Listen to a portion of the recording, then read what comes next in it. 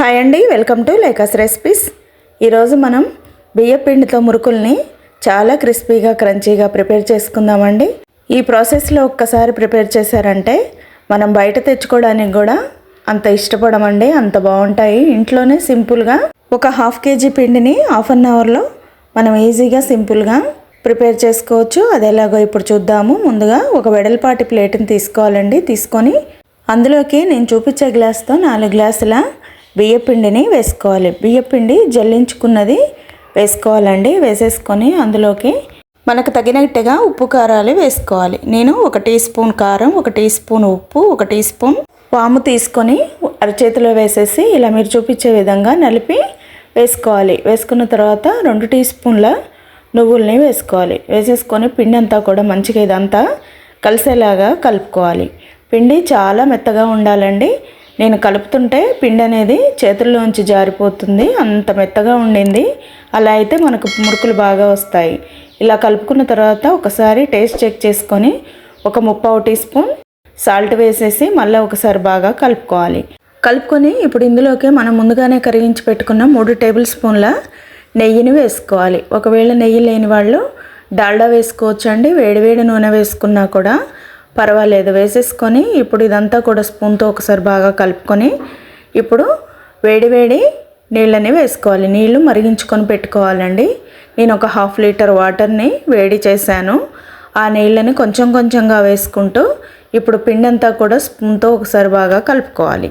ఎందుకంటే వేడివేడి నీళ్ళని వేస్తాం కాబట్టి మనం పిండిని చేత్తో కలపడం అంత ఈజీగా ఉండదండి, చాలా కాలుతుంది. కాబట్టి ఒకసారి స్పూన్తో కలుపుకున్న తర్వాత కొంచెం చేతిని నీళ్ళు అప్లై చేసుకుంటూ నిదానంగా మొత్తం పిండి అంతా బాగా కలిసేలాగా చేత్తో కలుపుకోవాలి. కలుపుకొని ఇలా మొత్తం ఒక పక్కకు అనేసి మంచిగా పిండికి ఒక 10 మినిట్స్ పాటు మూత పెట్టుకొని రెస్ట్ ఇవ్వాలి. ఇలా అయితే మనకు పిండి అనేది లోపలంతా ఉడికినట్టుగా అవుతుందన్నమాట. ఎక్కువ వాటర్ని వేసుకోకుండా ఇలా పొడి పొడిగా కలుపుకొని నాననివ్వాలి. ఇప్పుడు మురుకుల పావును తీసుకొని ఇప్పుడు లోపల సైడు మనం పైన పెట్టుకునే దానికి బయట సైడు 2 వైపులా కూడా నూనెను అప్లై చేసేసి పక్కకు పెట్టుకొని ఇప్పుడు కొంచెం కొంచెం పిండిని తీసుకుంటూ పక్కన గిన్నెలో కొన్ని వాటర్ పెట్టుకొని కొన్ని వాటర్ యాడ్ చేసుకుంటూ పిండిని మెత్తగా కలుపుకొని ఇలా ముద్దలాగా చేసుకొని మురుకుల పావులో పెట్టుకోవాలి. నేను ఈ మురుకుల పావుకి స్టార్ హోల్ ఉన్న ప్లేట్ని పెట్టానండి. మీకు నచ్చిన ప్లేట్ని మీరు పెట్టుకోవచ్చు. ఇప్పుడు ఇలా పెట్టేసుకొని పైన ఒక పావును పెట్టి ఇప్పుడు ఆల్రెడీ వేడైపోయిన ఆయిల్లో ఇలా మురుకుల్లాగా ఒత్తుకోవాలి.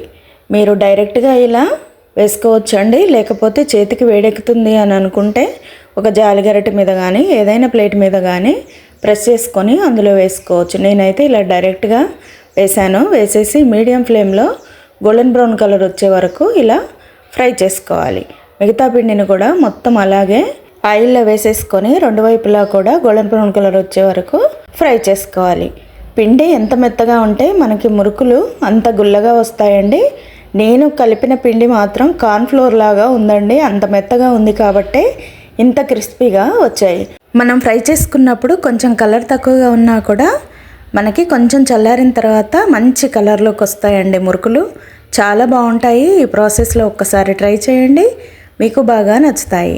ఎంతో క్రిస్పీగా టేస్టీగా ఉండే ఈ బియ్యపిండి మురుకులు ఈ ప్రాసెస్లో ఒకసారి ట్రై చేయండి. నచ్చితే ఫ్రెండ్స్కి ఫ్యామిలీ మెంబర్స్కి షేర్ చేసి లేకాస్ రెసిపీ ఛానల్ని తప్పకుండా సబ్స్క్రైబ్ చేసుకోండి. Thank you.